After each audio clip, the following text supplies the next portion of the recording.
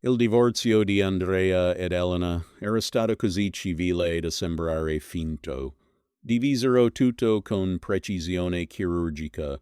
La casa fu venduta, i conti spartiti al centesimo e persino i vinili divisi in ordine alfabetico.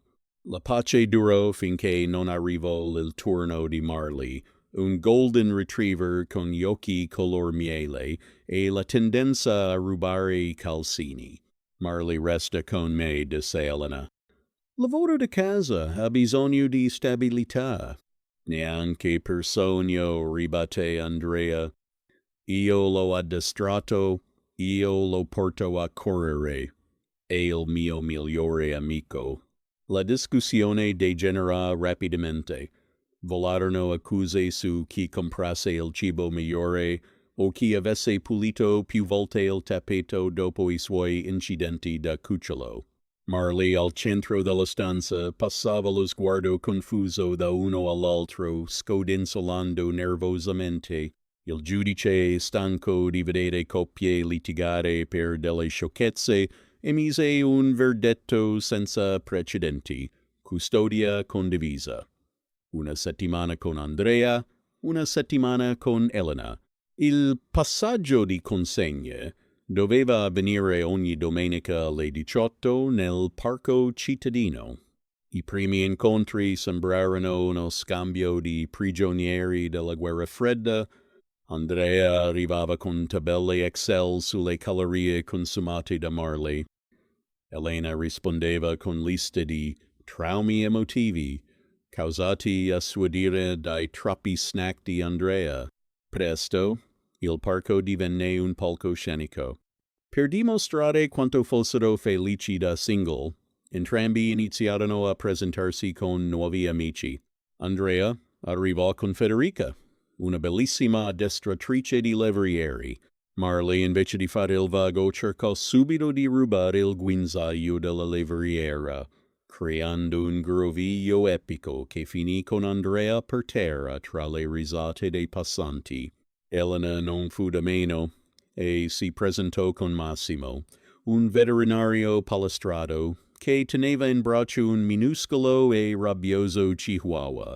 Marley, vedendo quel topo ringhiante, si sedette sopra Massimo per giocare, rovinando completamente l'atmosfera romantica che Elena cercava di creare. Marley capì subito come sfruttare la situazione. Con Andrea faceva la faccia triste per ottenere pezzi di bistecca extra dieta.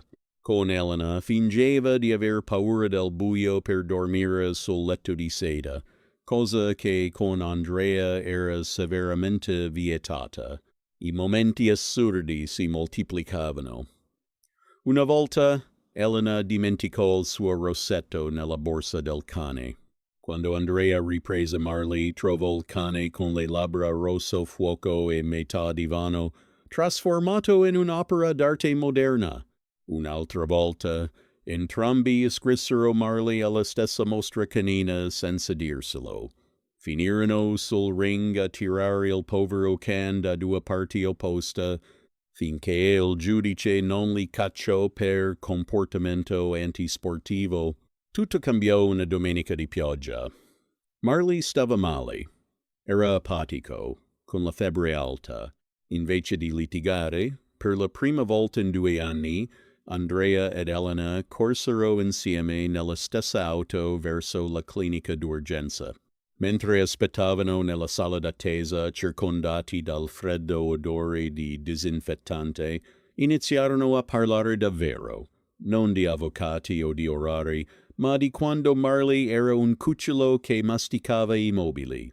Si resero conto che la custodia condivisa li aveva costretti a frequentarsi più di quanto facessero durante gli ultimi anni di matrimonio. Avevano passato più tempo a sfidarsi al parco che a vivere insieme in casa. Una settimana dopo, l'appuntamento delle 18 fu diverso. Andrea era sulla solita panchina, ma senza l'addestratrice. Elena arrivò sola, senza il veterinario. Marley corse verso di loro, cercando di infilare il muso tra le loro mani unite. Sai, disse Elena, Questo trasloco continua non fa bene a Marley. Sono d'accordo, rispose Andrea. Forse dovremmo cambiare le regole. Vuoi che lo tenga io a tempo pieno? No.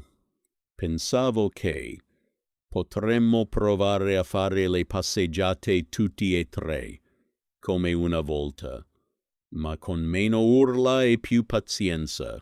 Si incamminarono lungo il viale mentre il sole tramontava. Marley trotterellava felice al centro. Era l'unico cane al mondo che era riuscito a vincere una causa in tribunale e soprattutto a riunire il suo branco preferito. Se questo porterà a un nuovo matrimonio? Forse è presto per dirlo, ma per ora erano solo 3 anime che finalmente camminavano nella stessa direzione. E se Andrea avesse provato a dare un altro pezzo di bistecca di nascosto, Elena lo avrebbe sgridato, ma con un sorriso stavolta.